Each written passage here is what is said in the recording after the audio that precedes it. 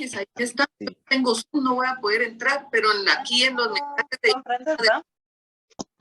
Sí, mejor como... Mira. En el grupo Compañeros, sus micrófonos, por favor. Bien, bien, jóvenes, buenas noches a todos de nuevo. Empezamos la clase. Nos vemos mañana, si Dios lo permite. Por favor, compañeros. Voy a dejar a Pegaso. Por favor, colaboración. ¿Cuánto pesas vos? Es un gran marica, mira, le dije que apagara el micrófono. Apaguen el micrófono ustedes. Bien, jóvenes, buenas noches a todos. Por favor, el micrófono. Por favor, el micrófono, jóvenes, a todos les encargo. No se le escucha, licenciado, por favor apaguen los micrófonos. Sí, porque no doy aquí en esta dónde apagárselos yo. Pero bueno, por favor colaboren. Bien, vamos, estamos empezando 20 minutos tarde, pero no es porque no yo quiera, sino por las circunstancias de la universidad. Bien. Jóvenes, yo les había dicho el día anterior que íbamos a tomar el tema de hoy, era la ley procesal. Ya explicamos que el derecho procesal son normas, son principios, son instituciones, ¿verdad? Que resuelven o regulan la forma más práctica de llevar una vida en paz y en armonía social. Habíamos visto esas características, haciendo énfasis en lo que se refiere a la publicidad. Eso es pública y sus normas son de imperativo cumplimiento. Vimos lo de sus fuentes y terminamos con su clasificación en civil, penal, laboral, administrativo y constitucional. Hoy vamos a ver una parte de ese derecho procesal. Háganse la idea que es un derecho procesal en su conjunto, es como un pastel. Y se parte en pedacitos y cada pedacito es el que vamos a ir viendo de hoy en adelante. Y el primer pedacito se llama la ley procesal. ¿Y qué es la ley procesal?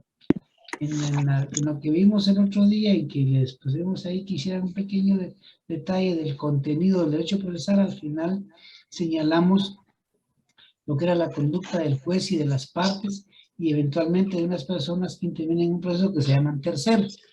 Pues eso es lo que hace la ley procesal. La ley procesal lo que regula es la actitud o la actuación del juez, de las partes y de los terceros que participan en un proceso. Por favor, jóvenes, con el micrófono. Por favor, aquí creo que no se los puedo.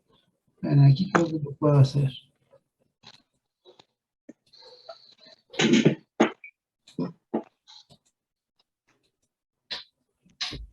Creo que aquí es que esto es un mal. Ahí estamos. Espero que veamos ya. Bien, entonces eso decíamos. Entonces, la ley procesal es la que rige o señala o son las reglas de la conducta del juez, de las partes y de los terceros que eventualmente participan en un proceso. Eso lo vamos a saber el día de hoy. ¿Y qué clase de ley procesal hay? Miren, hay muchas clasificaciones de ley procesal, pero solo vamos a ver dos clasificaciones, las más sencillas. Las primeras se llaman imperativas y las otras se llaman dispositivas. Las imperativas son todas las leyes procesales. El 99.99% son imperativas. ¿Qué quiere eso de imperativas? Que son de obligatorio cumplimiento. No podemos eludirlas, no podemos evitarlas. Y las dispositivas son aquellas que pueden las partes evitar aplicarlas. Esas son las dispositivas. Y en materia procesal son...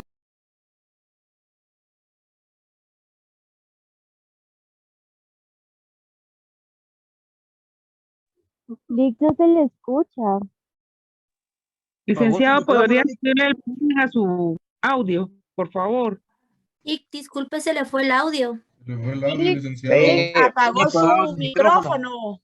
¿Sí me oyen bien ahí? ¿Ahí me oyen bien? Sí. Se escucha bien, licenciado. Bien, Ahorita sí, entonces, ¿será que podría repetir lo último? Disculpe. bueno, decíamos que de las clasificaciones que hay solo vamos a ver dos, las más sencillas. Unas que son normas imperativas y otras que son normas dispositivas. Las normas imperativas son aquellas que son de obligatorio cumplimiento. Recuérdense ustedes que el derecho procesal es eminentemente público y todas sus partes, todo lo que vamos a ver en adelante son públicos. Pero decíamos que también hay algunas normas dispositivas, es de disponer, de disposición, unas normas que permiten a las partes poder aplicarlas de una manera diferente o no aplicarlas. Entre los ejemplos que se mencionan en los libros es cuando se pide el auxilio, por ejemplo, de un notario para ir a notificar una demanda. Pues con él pueden llegar a un arreglo en la parte interesada, cuánto va a cobrar por esa diligencia, pueden ponerse de acuerdo. También los notarios pueden ser notarios partidores en un juicio que verán ustedes más adelante que se llama juicio oral de partición. El notario lo nombran ahí para que presente un proyecto de partición, pues ahí pueden negociar con él sus honorarios, pero esas son normas mínimas. El 99.99, como les decía, son normas de imperativo cumplimiento. Esa es la primera clasificación. Una de las sencillas. La otra clasificación que vamos a ver se llama estáticas y dinámicas. Estático es algo que está parado, ¿verdad? Que no cambia. Pues en el caso de Guatemala es cómo se organizan los tribunales. No cambian los tribunales constantemente, pasan muchos años. En cambio, es una norma estática. No hay que estarla modificando cada cierto tiempo, salvo que se modifique el sistema de administrar justicia, pero lo contrario no. Leímos el otro día en el artículo 57, creo, 58, algo así de la ley judicial, donde está la distribución de los tribunales, Cortes Supremas, Salas de Apelaciones, Tribunal de lo Contencioso, Segundo de Cuentas, y todo ese de instancia, de paz, menores. Esa es la forma como está organizado, esa es una norma estática. En cambio, la norma dinámica es aquella que señala, como su nombre lo dice, movimiento, está en constante movimiento. Pues eso es la mayoría de las normas procesales. ¿Por qué? Porque nos señalan cómo debemos ir caminando en un proceso. Por ejemplo, cuando presentamos la demanda, pues ya sabemos que tenemos que cumplir con el requisito del artículo 61, que ya lo leímos. El juez la analiza y si cumple con los requisitos, pues le da trámite, es decir, ahí va caminando. O bien, si no cumple el requisito, pues la rechaza. Esos pasos que se van dando son normas dinámicas, movimiento. Y los procesos van desde la que se presenta la demanda hasta que se dicta la sentencia. Por favor, les ruego a todos que tengan su micrófono cerrado, porque me están poniendo aquí a trabajar más de lo debido. Estoy cada ratito cerrándoles sus micrófonos. Por favor, compañeros, colaboren. Bien, esas son las dos clasificaciones que vamos a ver nosotros. Hay muchas más, pero para mí que con esas son suficientes. Nos toca entonces entrar a ver el tema de la interpretación de la ley. ¿Cómo se interpreta la ley? ¿Qué tenemos nosotros que hacer para interpretar la ley? Y nos vamos en ese caso a la ley del organismo judicial. Veamos el artículo 10. ¿Quién nos ayuda ahí con el artículo 10? En cuanto a la forma en que nosotros en Guatemala interpretamos la ley. 10. ¿Quién ayuda? Dice... ¿Sí, Rebeca?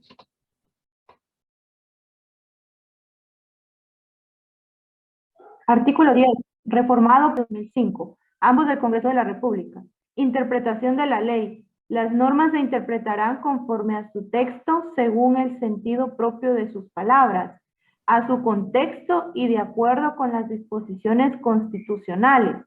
Cuando una ley es clara, no se desatenderá su tenor literal con el pretexto de consultar su espíritu. El conjunto de una ley servirá para ilustrar el contenido de cada una de sus partes, pero los pasajes de la misma se podrán aclarar atendiendo al orden siguiente. A. A la finalidad y al espíritu de la misma. B. A la historia fidedigna de su institución.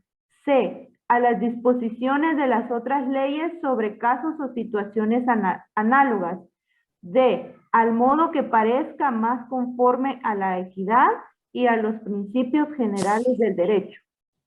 Gracias, Rebeca. Ese es el orden en que la ley nuestra, la ley judicial, señala cómo debemos interpretar la ley. Pero también debemos recordar que el idioma oficial nuestro es el español y que se interpretan de acuerdo al diccionario de la Real Academia Española de la Lengua.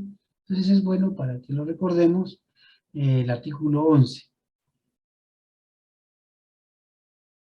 Dice, Ahí, artículo 11, idioma de la ley.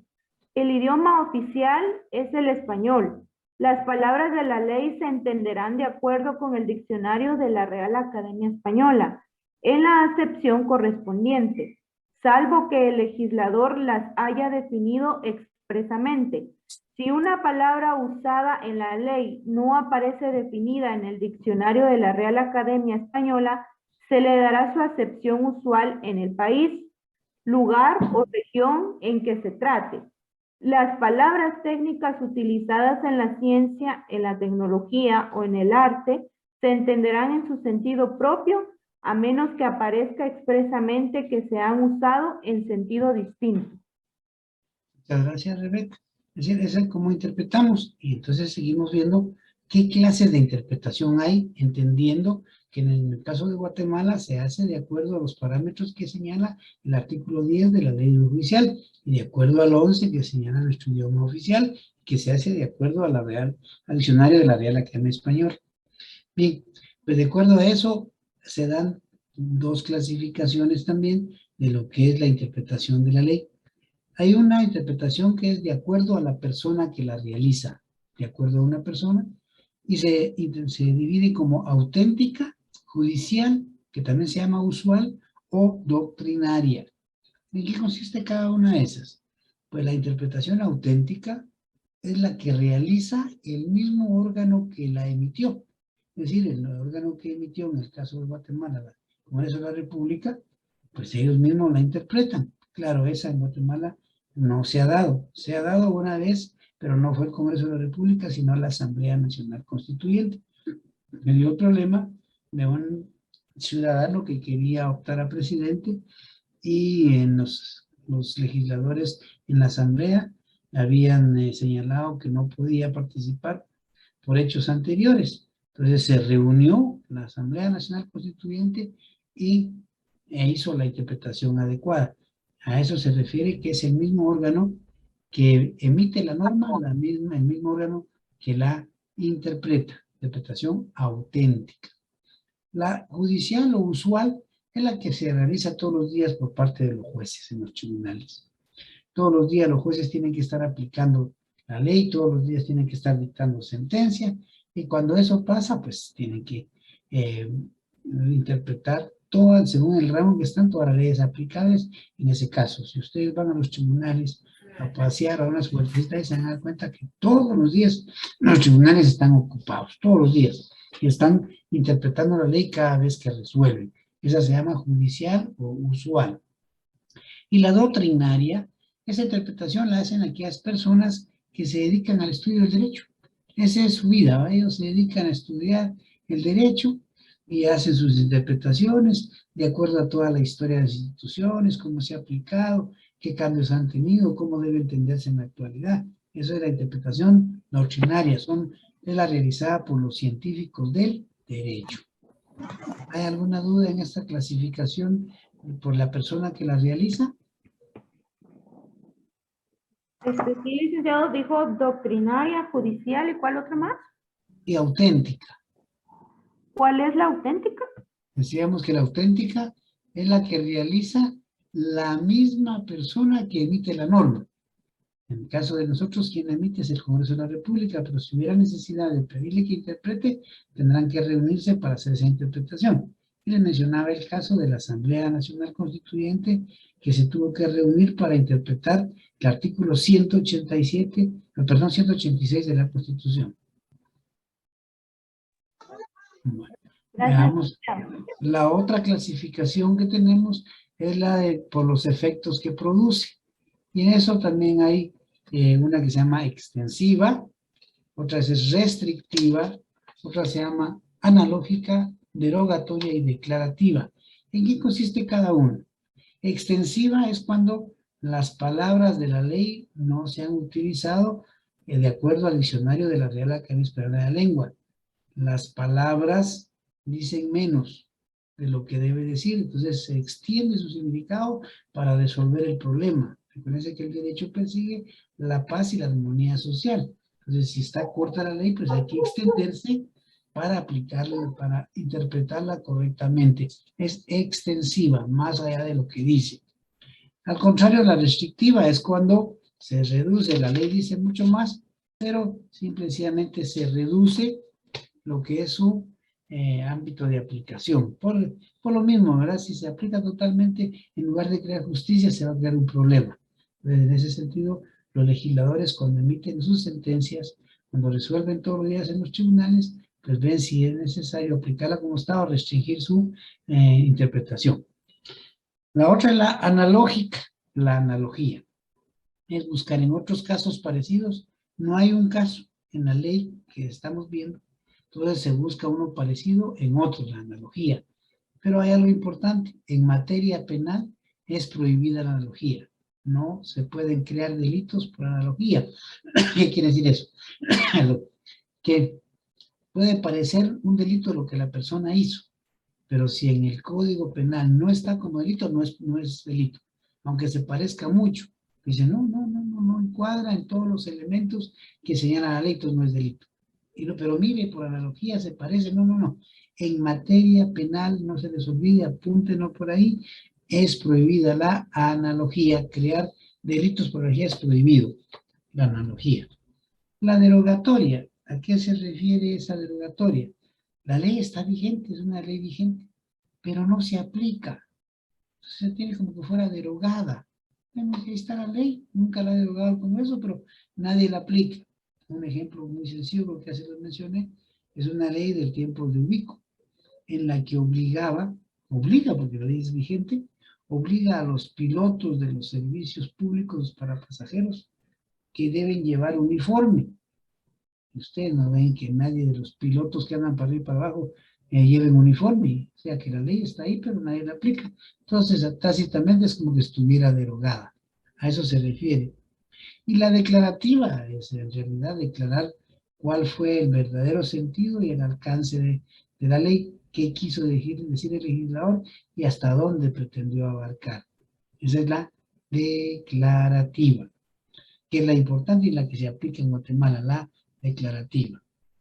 Pero esas clases de interpretación nos lleva a lo que son los métodos que tenemos que utilizar, porque ahí están las clases, pero si no conocemos los métodos, estamos mal. Métodos hay una variedad de ellos.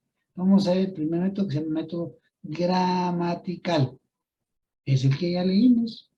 El artículo 11, ¿verdad? De acuerdo al significado literal de las palabras, de acuerdo al diccionario de la Real Academia. Ese es el método gramatical, la gramática. La gramática nos enseña la función de las palabras. A la par de ese método gramatical hay otro que es el metodológico o la lógica. La lógica nos enseña la función de nuestro cerebro, ¿sí? Esto es lógico, dice uno, ¿verdad? El lógico es el cerebro que funciona ahí. Ya lo hemos leído, ya interpretamos la ley, pero tenemos unas dudas, entonces empezamos a analizar y llegamos a conclusiones lógicas, de la forma más sencilla. Y para eso utilizamos dos subtemas más, dos métodos que tienen método lógico o la lógica, el método sistemático y el método histórico. El método sistemático implica que todo es un sistema, así de simple, todo es un sistema. Así como nosotros, cuando se en la escuela primaria, decías, somos todo un sistema, cabeza, tronco y extremidades. Así es, la ley también tiene sus libros, sus capítulos y sus títulos. Todo está íntimamente relacionado. No, cuando uno interpreta la ley con artículos aislados, está haciendo una mala interpretación. Entonces, cuidado con eso. Y el método histórico, pues es regresar al pasado, ver cómo surgió, cuáles fueron las causas por las que se emitió esa norma, cómo ha ido cambiando en el tiempo, si está bien o habrá que modificarla para lograr los fines del derecho en cuanto a la paz y la armonía social. Y está el otro método, el comparado. Aquí lo que hacemos es comparar con otras legislaciones. En el caso de Guatemala no se permite, pero sí en otros países se permite que se compare con otras leyes de otros lugares para saber si quiere solucionar el problema. Y esa interpretación de la ley, pues señala también, por las mismas clases que hay de interpretación, que los legisladores pueden fallar. Claro, son seres humanos. Pueden fallar y pueden dejar lo que se llama, y ustedes ya vieron, las lagunas en el derecho positivo. Esas lagunas en el derecho positivo es lo que nos lleva al tema de la integración de la ley. ¿Y cómo integramos la ley?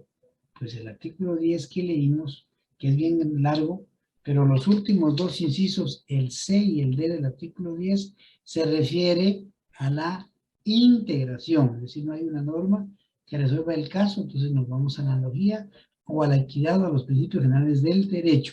Leamos la última parte del 10 nada más, que nos ayuda solo con los incisos C y D, porque los otros dos artículos se refieren a la interpretación. ¿Quién ayuda, por favor? Dice a las disposiciones de otras leyes sobre casos o situaciones análogas. D, al modo que parezca más conforme a la equidad y a los principios generales del derecho. Gracias, Rebeca. Bueno, entonces la analogía, ya mencionamos que la analogía es buscar otro procedimiento similar o parecido para resolver el caso. Salvo, digamos, claro que en materia penal no se puede con los delitos, pero la analogía es eso, buscar casos similares para resolver. Recuerden muy bien que los jueces no pueden denegar administración de justicia. Los jueces no pueden decirle a uno, mire usted, fíjese que no encuentro en la ley el artículo que resuelva su caso, no se lo puedo resolver. No se puede. Los jueces están obligados a resolver. Miremoslo en el artículo 15, estamos en la ley del organismo judicial. 15, a ver, aparte de Rebeca, ¿quién más ayuda? Obligaciones de resolver. Los jueces no pueden suspender, retardar ni denegar la administración de la justicia sin incurrir en responsabilidad. En los casos de falta, oscuridad, ambigüedad o insuficiencia de la ley, resolverán de acuerdo con las reglas establecidas en el artículo 10 de esta ley y luego pondrán el asunto en conocimiento de la Corte Suprema de Justicia a efecto de que, si es el caso, ejercite su iniciativa de ley. Gracias, Alexander. Ahí está, ¿eh? Claro. Es el internet. ¿Sí era Alexander, sí? ¿O no? No. Wilfrido, licenciado. Wilfrido, gracias, Wilfrido. Si es que como ahí abren sus micrófonos, uno se equivoca. A ver, Manuel de Jesús, puede ser su micrófono. Bueno, ya sé, por favor. Bien, entonces eso es en cuanto a la integración, la analogía, buscar casos análogos, casos parecidos, no se les olvide. La equidad, pues tratar de ser el juez lo más justo. Como decía Sócrates, y que ustedes se lo mencionaron desde hace rato, desde que estudiaban su bachillerato, la equidad es la justicia del caso concreto. Ser lo más justo, lo más ecuánime a resolver cuando no hay una norma. No hay, bueno, no hay, resolvamos de la mejor manera para las partes y poner en conocimiento de la Corte para que haga uso de su iniciativa de ley. Y los principios generales del derecho, pues ya sabemos que son principios que se encuentran diseminados en los libros y en las leyes en general. Entonces ahí empieza uno a buscar la mejor forma de solucionar. Es así como se integra la ley. ¿Hay alguna duda ahí, jóvenes?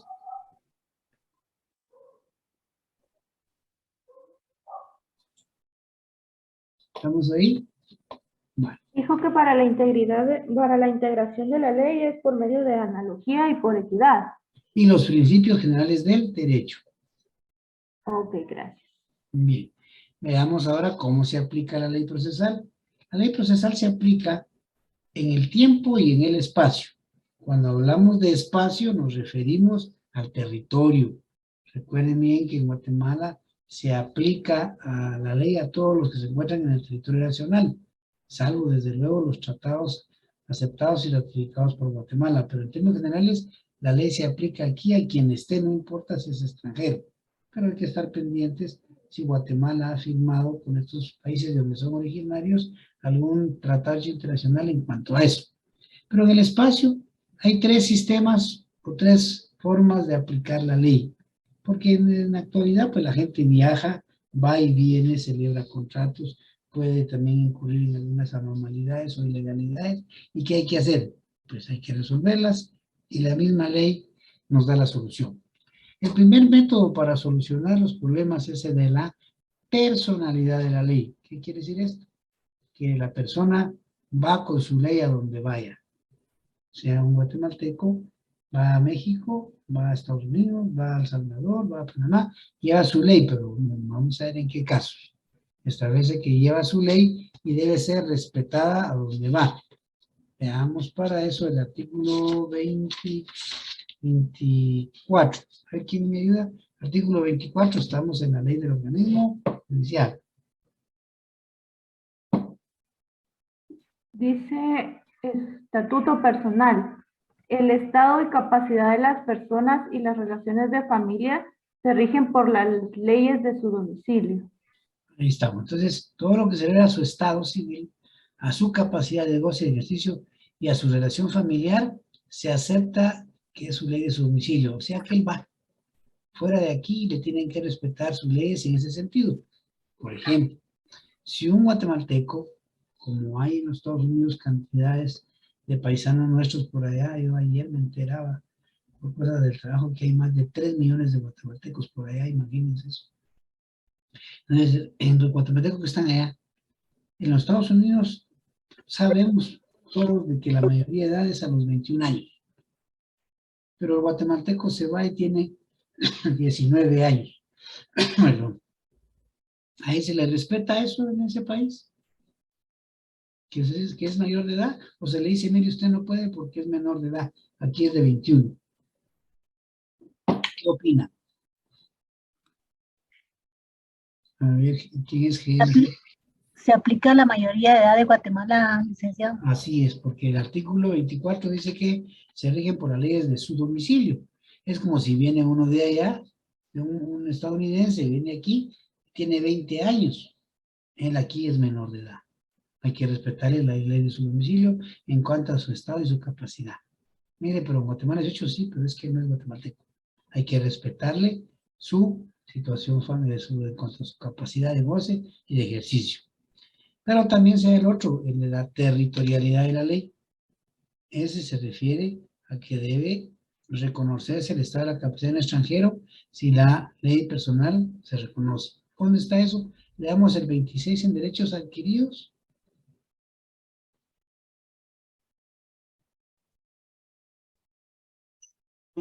Oscar, ¿quién me va a ayudar? Derechos adquiridos. El estado y capacidad de la persona individual extranjera adquiridos conforme a su ley personal serán reconocidos en Guatemala si no se opone al orden público. Ahí estamos, ¿no? Claro, reconocido también. O sea que el 24 y el 26 están íntimamente relacionados. Pero aparte de las personas, hay también lugares, actos y contratos que hay que tener presente. ¿Sí? ¿Dónde están situados los bienes o cuáles son las formalidades externas y las internas que se exigen en los contratos? Cuando un bien está en Guatemala, se aplica la ley de acá. Cuando está el bien, está en el extranjero, se aplica la ley de allá. Veamos el artículo 27. ¿Quién ayuda? Dice situación de bienes. Los bienes se rigen de acuerdo a la ley del lugar de su ubicación. Sencillo. Si está ubicado en Guatemala, ¿qué ley se va a aplicar? La de Guatemala. Pero si el bien está en El Salvador, ¿qué ley se va a aplicar? La de El Salvador, porque allá está situado. Eso dice ahí claramente. Es decir, lex rei citae, situación de los bienes. Pero hablábamos hace un momento de las formalidades externas e internas. Mire, hoy es fácil trasladarse de un lugar a otro si uno cuenta con los recursos. Ir afuera del país hoy no es como hace unos 30 años. Pónganse que iban a salir por la vía aérea. Hace unos 30 años ellos iba a uno al aeropuerto e ir al aeropuerto era un paseo de domingo. Lo dejaban entrar a uno, hasta dentro de unos pasajeros hoy. Oye, no, en la puerta le dicen, se va a dejar traer su pasaporte, si no, no me dejan pasar. En estos tiempos uno entraba, adentro, igual que hoy, vendían también cosas de comer, y había un heladito, uno lo tomaba ahí, y ahí miraba uno que de repente bajaba un avión o que de repente despegaba uno. Era sencillo, práctico, no había mayor dentro. Hoy no. Hoy ustedes van y el aeropuerto está abierto tarde, mañana y noche. Hay un movimiento espantoso para todos los países. Pues eso ha facilitado los negocios. Eso está facilitando. Entonces, si celebran un contrato aquí en Guatemala, un nacional con el extranjero, pues debe tomar en cuenta las leyes de sus requisitos guatemaltecos. Pero si va afuera, va a México, o va a Nicaragua, o va a Panamá, o va a Colombia, o va a Chile, o a Brasil, que sé dónde, tiene que aceptar las leyes de allá. Y eso lo vemos en el artículo 28 y en el 29. ¿Quién nos ayuda ahí con 28? Y después alguien más con 29. Dice formalidades externas de los actos. Locus regit actum. Las formalidades extrínsecas de los actos y negocios jurídicos se regulan de acuerdo a la ley del lugar de su celebración. Artículo 29. Forma de validez de los actos. Las formalidades intrínsecas de los actos y negocios jurídicos se regulan de acuerdo a la ley del lugar de su celebración. Gracias, Rebeca. Hoy solo Rebeca y quién es el otro que nos está ayudando, son los compañeros, los demás no están por ahí. Wilfrido, porque se está nada más Wilfrido y Rebeca, ahí les encargo a los demás que también vayamos, porque es increíble, pero al leer el artículo a uno le aclara más. Ya no es por molestarlos y nada, ¿no? Que también interpreten de mejor manera. Entonces, en cuanto a la aplicación de ley en el tiempo, en el espacio es territorio. El artículo 5, ya lo leímos el otro día, se refiere exclusivamente a lo que es el espacio de lo que están sometidos a Guatemala. Vamos a ver quién nos ayuda con el 5 para recordarlo, pero espero que no sea Wilfrido ni Rebeca. A ver, ¿a quién nos ayuda ahí? Lo voy a decir. Licenciado, el artículo 5 dice, ámbito de aplicación de la ley. El imperio de la ley se extiende a toda persona, nacional o extranjera, residente o en tránsito, salvo las disposiciones del derecho internacional aceptadas por Guatemala, así como a todo el territorio de la República, el cual comprende el suelo, el subsuelo, la zona marítima, terrestre, la plataforma continental, la zona de influencia económica y el espacio aéreo, tales como lo definen las leyes y el derecho internacional. Gracias, Janet. Ahí está, mira. Eso es aplicación de la ley en el espacio, a todos los habitantes. Pero también hay aplicación de la ley en el tiempo. Es decir, cuando entra en vigor, cuando deja de funcionar. Es decir, y esos son 3 principios. Aplicación de ley en el tiempo, 3 principios, por favor. El primero se llama principio de entrada en vigor o principio de vigencia. El segundo se llama principio de derogación. Y el último se llama el principio de irretroactividad. Veamos en qué consiste cada uno de ellos. De la vigencia, es decir, cuando entra en vigor una ley. Pues la ley señala cuando entra en vigor. En la parte final de todas las leyes hay unas disposiciones que se llaman transitorias o complementarias o finales. Ahí dice cuando entra en vigor. Pero la norma general es que entra en vigor 8 días después de que se publique en el diario oficial. Puede ser antes o puede ser después, pero la ley tiene que decirlo. Si no dice, son 8 días después de que se publique. Pero puede decir que entra en vigor entre 30 días, o una fecha específica entra en vigor el 1 de julio de 2023. Ya se pasaron los 8 días. O al contrario, puede restringir la misma ley, dice se aplica inmediatamente. Quiere decir que si hoy se publica, hoy entra en vigor. O bien entra en vigor de entre 2 días. Puede entrar en vigor en 2 días. Esos principios los encontramos primero que nada en la Constitución. Me va a ayudar con la Constitución, aparte de Janet, de Wilfrido y de Rebeca, me va a ayudar con el 180 de la Constitución. ¿Alguien más? A ver, ¿quién me ayuda? Vigencia. Artículo 180. La ley empieza a regir en todo el territorio nacional 8 días después de su publicación íntegra en el diario oficial, a menos que la misma ley amplíe o restrinja dicho plazo o su ámbito territorial de aplicación. Gracias, gracias, Carlos. Y mire, ese mismo artículo 180, no se les olvide que es el 180 de la entrada en vigor. ¿Cómo es el artículo? No hay que aprendérselo, ¿va? Si no dice 8 días después de su publicación, se le queda uno, está en el 180. Y ese 180 se repite en el artículo 6 de la ley del organismo judicial. ¿Quién nos ayuda ahí con el 6 de la ley judicial? Vigencia de la ley, artículo 6. La ley empieza a regir 8 días después de su publicación íntegra en el diario oficial, a menos que la misma amplíe o restrinja dicho plazo. En el cómputo de ese plazo se tomarán en cuenta todos los días. Gracias, Carlos. Ese se llama principio de vigencia o principio de entrada en vigor. Norma general, no se les olvide, la ley entra en vigor 8 días después de su publicación íntegra en el diario oficial. 8 días que son corridos, todos los días, sea sábado, sea domingo, sea descanso, sea feriado, lo que sea, se cuentan igual. Pero además de ese principio de entrada en vigor o principio de vigencia, encontramos el de derogación. ¿Qué significa derogar? Pues significa dejar sin efecto leyes, porque ya no son necesarias o porque se está emitiendo una nueva en su lugar, porque la nueva regule en mejor manera parcialmente o totalmente la materia. Esa abrogación o derogación la encontramos en el artículo 8 de la ley del organismo judicial. ¿Quién nos ayuda? Aparte de los que ya nos ayudaron hoy. Artículo 8. ¿Sí escucho? ¿Quién está? Derogatoria de las leyes. ¿Se escucha? Sí, sí, Carlos. Buenas noches. Las leyes se derogan por leyes posteriores. A. Por declaración expresa de las nuevas leyes. B. Parcialmente por incompatibilidad de disposiciones contenidas en las leyes nuevas con las precedentes. C. Totalmente porque la nueva ley regule por complemento la materia considerada por la ley anterior. D. Total o parcialmente por declaración de inconstitucionalidad dictada en sentencia firme por la Corte de Constitucionalidad. Por el hecho de la derogación de una ley, no recobran vigencia las que ésta hubiere derogado. Muchas gracias, Carlos. Ahí estamos. Es la derogación. La ley se deroga, quiere decir que quedan sin efecto porque ya no es útil, o bien porque una nueva ley va a regular de nuevo esa materia más completa o de otra forma. Y el último principio se llama de irretroactividad de la ley.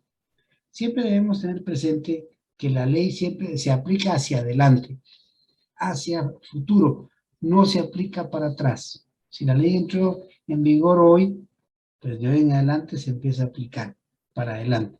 Pero hay una excepción a esa regla en materia penal si favorece a una persona que esté sometida a un proceso, a un reo de ese delito. Por ejemplo, si una persona está sujeta, por decir, a un delito, por el delito de robo, vamos, y la pena es de 4 a 6 años, pero se emite una nueva ley en la que se dice que a partir de hoy el robo ya no es de 4 a 6, sino de 2 a 4. Entonces a él se le aplica la nueva ley, porque le beneficia, solo en lo penal.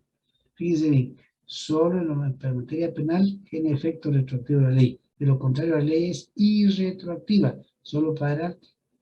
Ahora, si se emite una nueva ley que diga, mire, hay mucha delincuencia en cuanto al robo, ya de 4 a 6 es poco, la gente no entiende, vamos a poner de 8 a 10.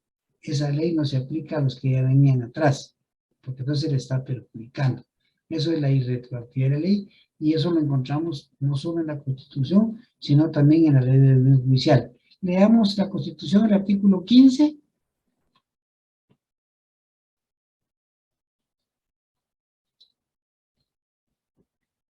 Y retroactividad de la ley. La ley no tiene efecto retroactivo, salvo en materia penal cuando favorezca al reo.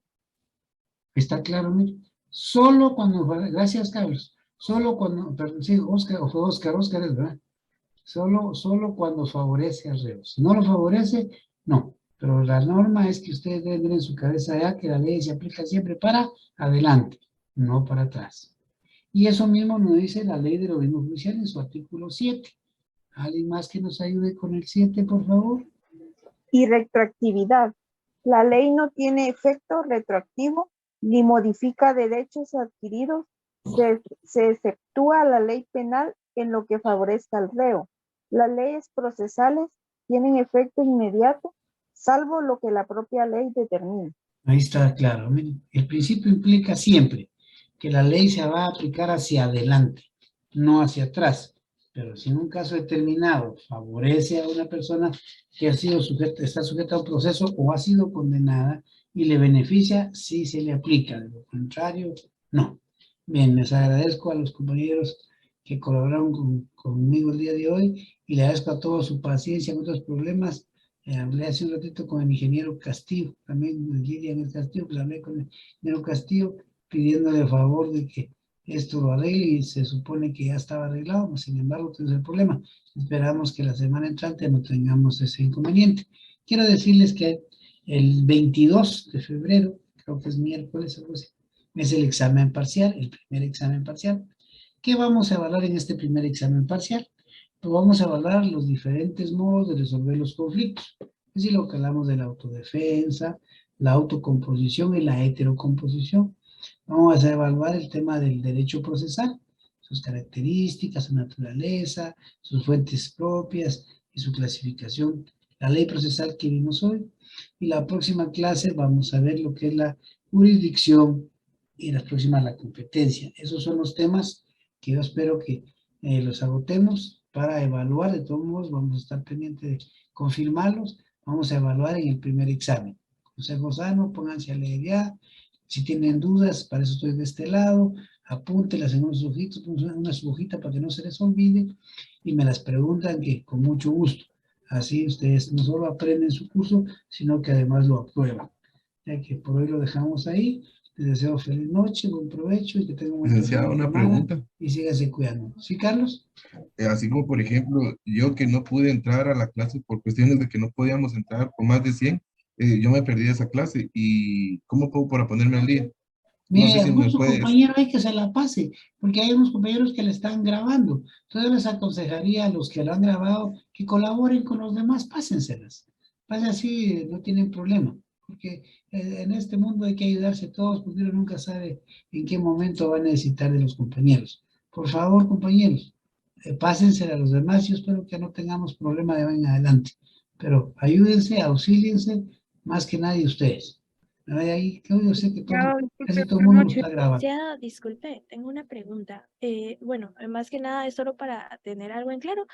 Todo lo que sería, por ejemplo, la analogía, tiene solo, es prohibida en lo penal, igual que la interrogativa, casi todo lo que tiene como excepciones es en el lado penal, ¿verdad, Sí, licenciado? lo penal, sí, lo penal, porque es muy delicado lo penal, ¿verdad? Salvo si favorece, ¿verdad? Si no favorece al reo, se aplica normalmente. En pocas palabras, es como que la ley ayuda más que nada así como al El quien delincuente. sea juzgado, ¿verdad? Ahí sí que ayudan al que hizo daño, ¿ah?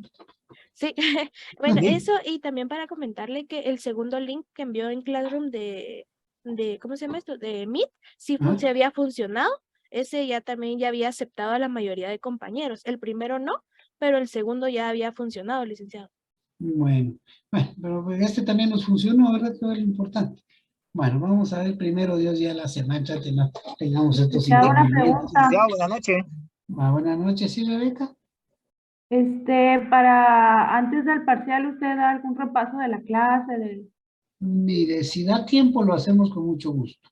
Pero este programa es un poquito largo y era que nos ha complicado, pero por eso les decía hace un rato yo, que tomen una su hojita y ahí apunten sus dudas y podemos ir aclarando, decir, bueno, mire, tenemos unas dudas, podemos decir, bueno, antes de empezar la clase demos unos 10 o 15 minutos para dudas, o ya antes de terminarla, unos 15 minutos para aclarar. Tomen ahí una hojita y pongan todo lo que tengan en dudas, yo con mucho gusto les ayudo, y si da tiempo para una repasadita, yo con mucho gusto lo hago. Gracias, licenciado. Así es que, Sí, buenas buen noches. provecho, pásenla bien, cuídense. Bueno. Buenas Buenas noches, licenciado. Feliz noche a todos, feliz noche, Marilyn. Muy amable. Feliz noche, licenciado. Feliz noche. Feliz noche a todos. Feliz noche, licenciado. Tenga feliz fin de semana. Igualmente, gracias, Oscar. Feliz noche, Wilfrido. Buenas noches, Lick. Feliz Solo noche tenía a una todos. duda. Tenía pequeña duda todavía, pero... Dígame, Wilfrido. Es que usted dijo que en materia penal aplica la analogía, pero también en materia tributaria, y no estoy mal, Lick. No, sí, ahí estamos. También en materia tributaria es cierto. Ahí Ajá. se me fue, gracias por El aclarar artículo eso. 5 del código tributario. El Ajá. código tributario, sí, es cierto. Sí, Sí. es que miren, cuando yo quede corto en algo, aclárenlo, porque eso me ayuda y nos ayuda a todos. Y si algo yo no lo sé, pues me tocaría estudiarlo, investigarlo y lo aclaramos. Eso es lo importante en que compartamos estos temas. Gracias. Mafino, ¿será que puedes repetir dónde es donde aplica en el tema tributario?